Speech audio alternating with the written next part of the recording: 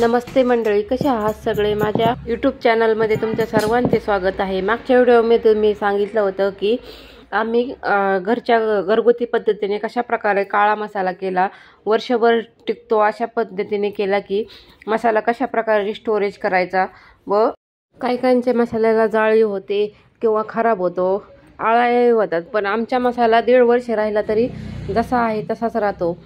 आमचे 3 किलो मिरच्या आणून ते जे देठ काढून ते 2.5 किलो प्रमाणात झालत्या व हे सर्व खडे मसाले मी घेतले होते। खडे मसाल्यामध्ये तमालपत्र, जायपत्री, लवंग, मिरी, हावरी, शहाजिरे, दगडी फूल ह्याचा सर्वांचा समावेश होता व एक मी जायफळे घेतले होते, छोटी विलायची, मोठी विलायची, अशा प्रकारे मी सर्व खडे मसाले घेतले होते। सांगण्यात काही राहिले असले तर तुम्ही व्हिडिओमध्ये पहा।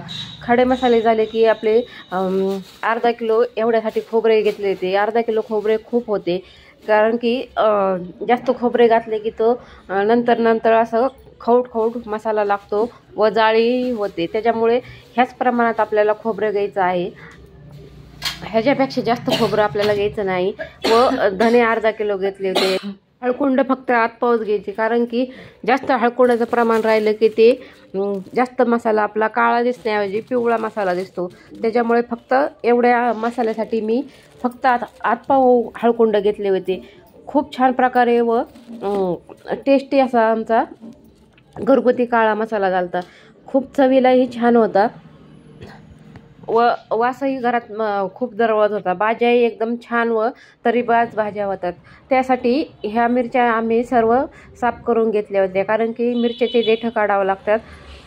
हे खोबरे, धन व सर्व खडे मसाले, तमालपत्र, नंतर मी चुलीवरती मस्तपैकी भाजावं म्हणलं, कारण की आमच्या घराच्या बाहेर चूल आहे, म्हणून मी चुलीचा वापर केला। खूप छानपैकी आपल्या काळ्या मसाल्याला चुलीची चव येते व घरात ठसकाही उधळत नाही। मिरच्या मी 2 किलो लवंगी मिरचीमधले निम्म्या मिरच्या मी पातेल्यामध्ये ॲड केल्या व त्याच्यात 1 आकडा तेल घालून त्या चांगल्या भाजून घेतल्या, कारण की आपल्याला काळा मसाला करायचा आहे म्हणून मिरच्या चांगल्या भाजल्या पाहिजेत। नाहीतर मिरच्या नाही भाजल्या की तो ह्या लाल तिखटासारखा दिसतो व त्याला काळा रंग येत नाही, म्हणून आपल्याला तेल घालून मिरच्या भाजाव्याच लागतात। आपल्याला मसाला स्टोअर कसा करायचा, म्हणजे साठवून कसा ठेवायचा, तर मिरची कांडप करून आणल्यानंतर, मसाला कुटून आणल्यानंतर काय करायचे, काचेच्या बरणीत आपल्याला हा स्टोअर करून ठेवायचा आहे, कारण की स्टीलच्या डब्यात, कॅरी बॅगमध्ये मसाला खराब होतो, प्लॅस्टिकच्या बरणीतही मसाला खराब होतो। त्यासाठी काचेच्या बरणीचा वापर करायचा। स्वच्छपैकी काचेची बरणी अगोदरच घासून वाळवून ठेवायची, त्याच्यामुळे मसाल्याला अजिबात जाळी होत नाही किंवा खराबही होत नाही। नाहीतर त्यात किडे होतात किंवा जाळी लागते। अशा बाकीच्या डब्यात ठेवल्यावरती व इतर वस्तूमध्ये ठेवल्यावरती तसे होते। त्यासाठी मसाला ठेवण्यासाठी काचेच्या बरणीचा वापर करा। सर्वोत्तम पर्याय म्हणजे काचेच्या बरणीचाच आहे, कारण की मसाला कोणत्याही दुसऱ्या प्लॅस्टिकच्या बरणीत ठेवला तरी तो खराबच होणार। आपल्याला वापरायपुरता लागतो तेवढाच वरती काढून ठेवायचा, 1 महिनापुरता, नाही तर बाकीचा सर्व काचेच्या बरणीत स्टोअर करून ठेवायचा। तुम्ही एकदा ट्राय करून पहा, नक्कीच तुम्हाला मी सांगितलेलं मसाला चांगल्या प्रकारे टिकण्यासाठी मिरच्या अगोदर चांगल्या वाळवून घ्यायच्या व भाजूनही चांगल्या घ्यायच्या, म्हणजे काळापणा त्याला येतो। काळा मसाला बनवायचा म्हणले की त्या चांगल्या भाजल्याही पाहिजेत, म्हणून त्या चांगल्या भाजून तेल घालून भाजून घ्यायच्या। ठेवायचं म्हणलं तर त्या काचेच्या बरणीतच तुम्ही ठेवा। पहा कशा प्रकारे तुमचा मसाला वर्षभर चांगला राहील। नक्कीच तुम्ही अशा प्रकारे मसाला ठेवून पहा। खूप छानपैकी मसाला आपला टिकतो व सुगंधही अजिबात जात नाही किंवा त्याचं खडे मसाल्यांचा वासही कमी होत नाही।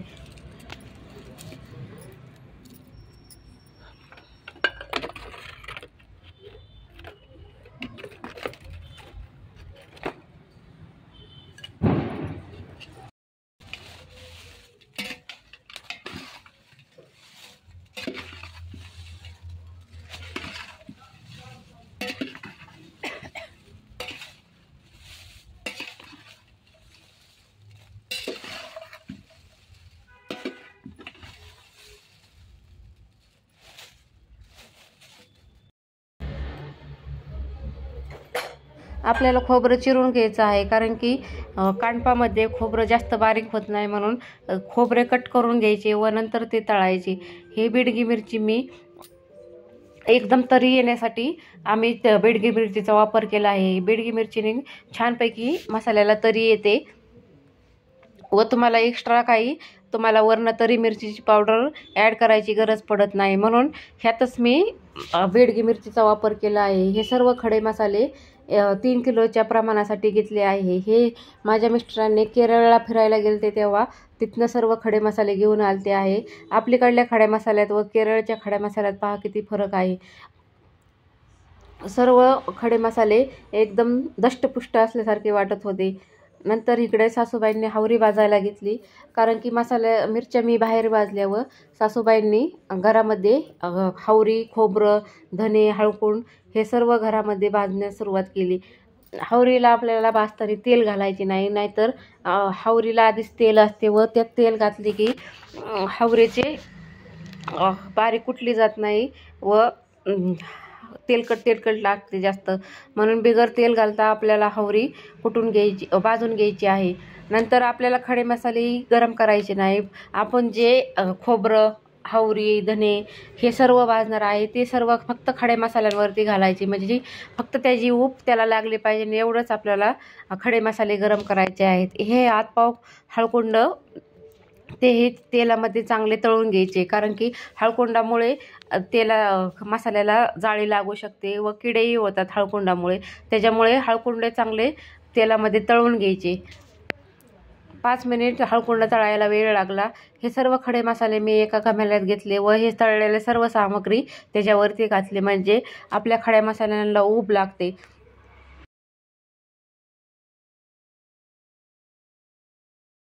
मी ह्याच्या अगोदरचा व्हिडिओ जो अपलोड केला आहे त्याला तुम्ही खूप छानपैकी रिस्पॉन्स दिला आहे. माझ्या प्रत्येक व्हिडिओला असाच रिस्पॉन्स द्या. तुमच्या रिस्पॉन्सशिवाय माझं यूट्यूब चॅनल ग्रोथ करणार नाही किंवा मॉनिटाईज होणार नाही. प्लीज माझ्या व्हिडिओला लाईक करीत जा, सबस्क्राईब करा, सबस्क्राईब नसेल केले तर. माझे व्हिडिओ कसे वाटतात ते नक्कीच मला कमेंट बॉक्समध्ये सांगा.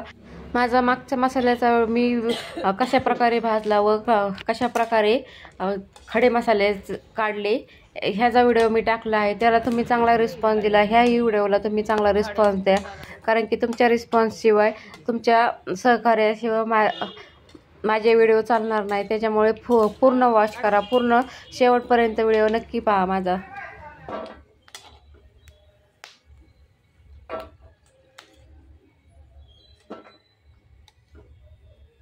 तेल अजून टाकायचं का? निम्म घ्यायचं करून अजून खोबरं.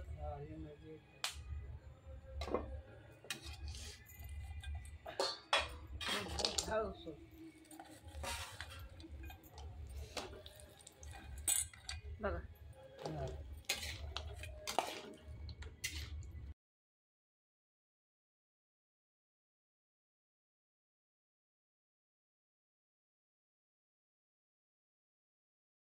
खोबरंही आपल्याला तेलामध्ये चांगलं तळून घ्यायचं आहे. खोबरंही कच्चं ठेवायचं नाही. चांगलं भाजलं, खोबरं चांगलं भाजलं नाही तर त्याला मळकट खवट असा वास येतो शेवट मसाल्याला, म्हणून आपल्याला खोबरंही चांगलं तळून घ्यायचं. टिप्स काही फॉलो करा, म्हणजे तुमचाही मसाला वर्ष 1.5 वर्ष चांगला टिकेल, कारण की आम्हाला मसाला जास्त लागतो, त्याच्यामुळे आमची क्वांटिटी जास्त घेतली आहे मसाल्यामध्ये. तुम्ही ह्याला जास्त प्रमाणात खोबरं घालू शकता, पण आम्ही ह्याच प्रमाणात खोबरं घालतो, म्हणून सासूबाईंच्या पद्धतीने मसाला बनवला आहे. फक्त मी त्यांच्या हाताखाली सामानाचे देगे व मिरच्या भाजून घेतल्या, नाही तर बाकीचे सर्व त्यांच्या मनाने सामग्री आहे, कारण की जुन्या माणसांच्या जरा वेगळ्या पद्धती राहतात व आजकालच्या पिढीच्या वेगळ्या राहतात, म्हणून त्यांच्या पद्धतीनेच, म्हणजे सासूबाईंच्या पद्धतीनेच आज मसाला करून आणला होता. त्याचा पूर्ण डिटेलमध्ये व्हिडिओ आहे. ह्याच्या अगोदरचाही कशा प्रकारे भाजला आहे व कशा प्रकारे खडे मसाले किती प्रमाणात घातले ह्याचा फुल व्हिडिओ मी मागच्या व्हिडिओमध्ये सांगितला आहे. तो नक्कीच तुम्ही पहा. त्याला तुम्ही छानपैकी रिस्पॉन्स दिला. ह्यावेळी व्हिडिओला तुम्ही छानपैकी रिस्पॉन्स द्या, हीच माझी अपेक्षा आहे.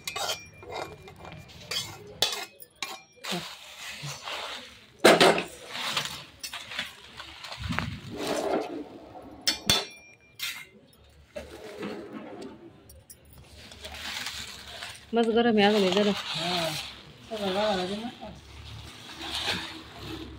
एवढा सगळा अख्खा सावधा मसाला आणि ती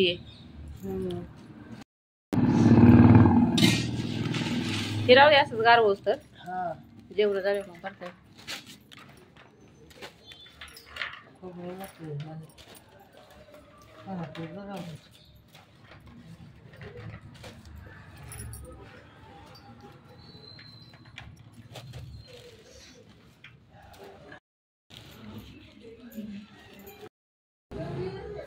सर्व मसाले खडे मसाले पॅक करून घेतले व आम्हाला लाल तिखटही बनवायचं होतं व काळा मसालाही बनवायचा होता म्हणून मिरच्या वेगवेगळ्या पॅक करून नेल्या भाजून कारण की मसाल्याला वेगळ्या घेतल्या व लाल तिखटाला वेगळ्या मिरच्या पॅक करून नेल्या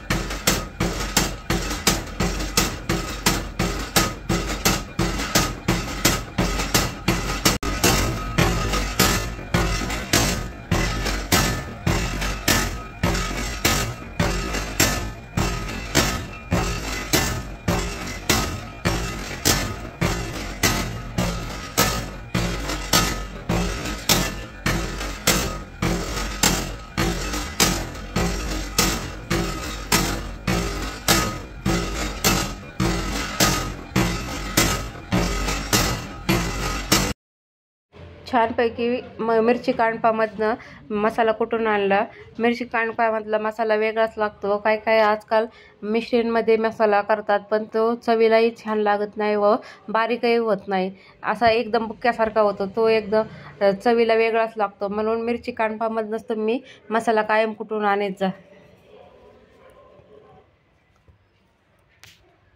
व आणल्यानंतर कॅरी बॅगमध्ये थंड करायला ठेवायचं व नंतर अशा स्वच्छ काचेच्या बरणीमध्ये तो भरून ठेवायचा कारण की मसाला आपल्याला वर्षभर टिकवायचा असतो त्याच्यामुळे स्वच्छता ही बाळगलीच पाहिजे व खराब बरणी तुम्ही भरला तर तो लवकर जाळी त्याला बुरशी लागू शकते किंवा किडे होऊ शकतात म्हणून अशा काचेच्या बरणीत तुम्ही नक्की स्टोअर करून पहा तुम्हाला रिझल्ट नक्कीच कळेल सासूबाईंनी नंतर थंड झाल्यानंतर मसाला भरण्यास सुरुवात केली की खूप सुगंध सुटला होता घरामध्ये मसाल्याचा खूप छानपैकी मसाला झालता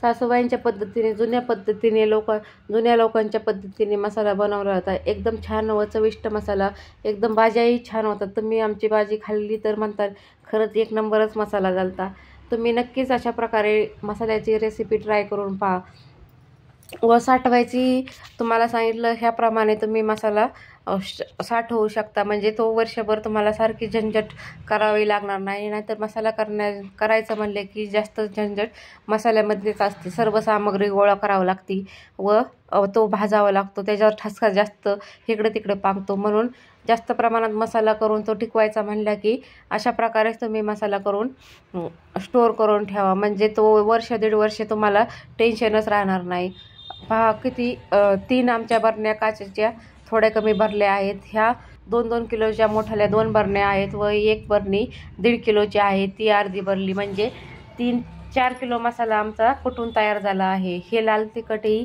पहा किती छान लालसर झाले आहे व काळ्या मसाल्यात व लाल तिखटात तुम्हाला फरक तर जाणवलाच असेल म्हणून आपल्याला मिरच्या चांगल्या भाजून घ्यायच्या व अशा प्रकारे स्टोअर करून ठेवायचा खूप छान व सुगंधित असा आपला घरगुती पद्धतीचा गावाकडच्या पद्धतीचा काळा मसाला तयार झाला कशी वाटलं माझा व्हिडिओ मला नक्कीच कमेंट बॉक्समध्ये सांगा thank you for watching my video bye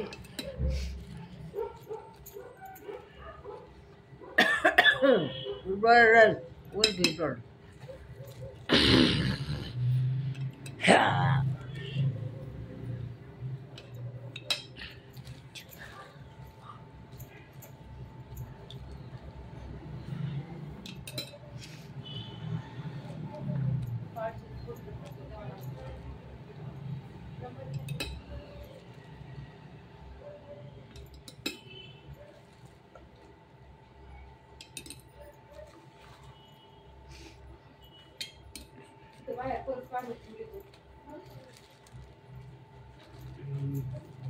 बरं